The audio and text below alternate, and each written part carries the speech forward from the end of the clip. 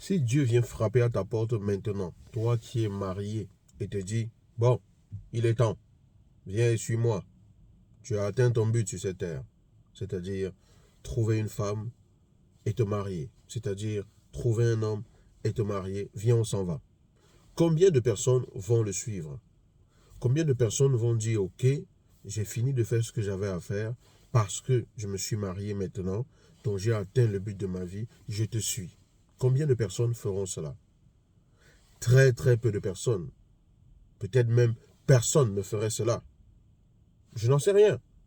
Mais c'est simplement, tout simplement, pour souligner le fait que le mariage n'est pas le but de ta vie. Attention, je ne dis pas que le mariage n'est pas important. Je ne dis pas que tu ne devrais pas te marier. Je ne dis pas qu'il ne faut pas chercher ou vouloir se marier. Si tu aspires à te marier, c'est que c'est normal. Ça veut dire qu'en toi, il y a quelque chose qui fait que tu éprouves cette aspiration-là.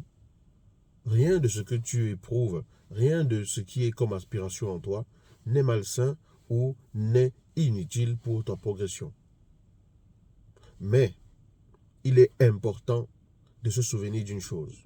Le mariage n'est pas le but premier de ta vie.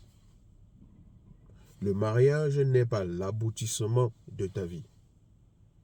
Si tu penses qu'en tant que femme, ton but ultime, c'est de te marier et que c'est l'objectif de toute ta vie, après, quand tu seras marié, tu feras quoi? Ça veut dire qu'après le mariage, ta vie peut simplement se terminer puisque tu as accompli, puisque tu t'es réalisé.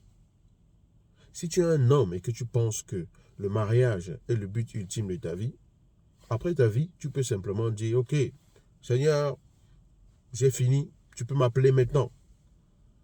Mais pourquoi est-ce que la plupart des personnes ne le suivraient pas? Parce qu'elles estiment qu'elles ont encore des choses à faire, entre guillemets. Ok? Mais ce qui est important, c'est que tu comprennes que tu as encore à être qui tu es, que tu as encore à devenir ce que tu as à devenir, que tu as encore à t'épanouir pleinement, comme une fleur s'épanouit au soleil en tant que l'être humain que tu es. Parce que tu es une semence sur cette terre. Dieu t'a semé ici pour que tu donnes des fruits par ton être, par la lumière qui est en toi, par l'étincelle de lumière que tu es.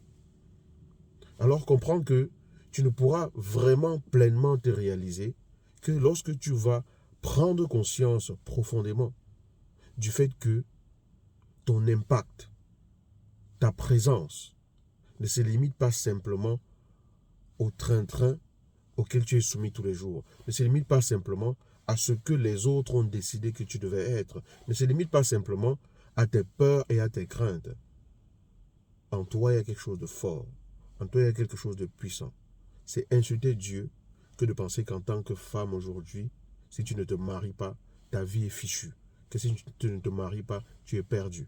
C'est insulter Dieu que de penser que parce que, si tu es un homme aujourd'hui qui a une situation, qui travaille et tout, si tu ne te maries pas, c'est que tu as échoué ta vie.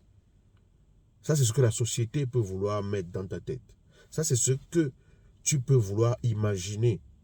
Ça, c'est ce que les gens te laissent imaginer depuis des années, depuis que tu grandis, depuis que tu es petit ou quoi que ce soit. Je ne dis pas que ce n'est pas important. Attention. Je dis que ce n'est pas le but ultime. Je ne dis pas que ce n'est pas important. Je dis que ce n'est pas l'aboutissement de ta vie. Je ne dis pas que ce n'est pas important.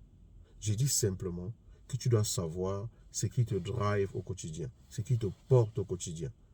Tu dois savoir en quoi tu te réalises pleinement. Et si pendant un certain temps, ça a été l'objectif de ta vie, maintenant que tu y es, pose-toi vraiment la question de savoir ce que tu fais sur cette terre. Ok, tu as rempli le premier objectif. C'est quoi la suite? Que fais-tu ici? Je pense que lorsque les gens se poseront vraiment les questions essentielles et comprendront que leur vie n'est pas simplement une promenade, dans le sens un divertissement, dans le sens, il faut que je trouve le bon mot. La vie n'est pas juste là comme ça, sans qu'il y ait derrière cela une richesse ou une source, une intelligence qui permet de pouvoir atteindre un état de vibration, à atteindre quelque chose d'élevé. Ok? La vie, c'est pas simplement ça. Tu n'es pas juste ici comme ça. Tu n'es pas une perte de temps. Tu n'es pas une perte de temps. Ok, tu voulais te marier. C'était un objectif capital pour toi.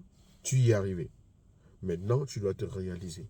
Maintenant, tu dois réaliser ce pourquoi tu as été envoyé ici. Ce n'est pas à moi de te le dire. Personne d'autre ne te le dira. Mais tu ne réalises cela que lorsque tu fais le voyage à l'intérieur de toi qui t'y mène. Et la vie fait tout pour t'amener à faire ce voyage-là. La vie fait tout pour t'amener à te rendre compte de cela. Et chacun, pas à pas, progressivement, fait ce voyage à sa façon. Fait ce voyage à chaque étape.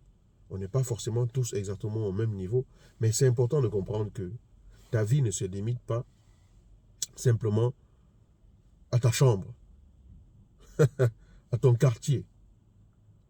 Tu fais partie de quelque chose de très grand. Tu fais partie de quelque chose d'exceptionnellement grand, qu'on appelle la vie. Tu n'es pas un être humain isolé. Donc pose-toi des questions profondes et laisse-toi porter par l'aspiration que tu ne fais qu'étouffer dans ton cœur depuis des années. Réalise-toi. Ça, c'est absolument fondamental. Qu'est-ce que tu fais ici? Qu'est-ce que tu fais sur cette terre?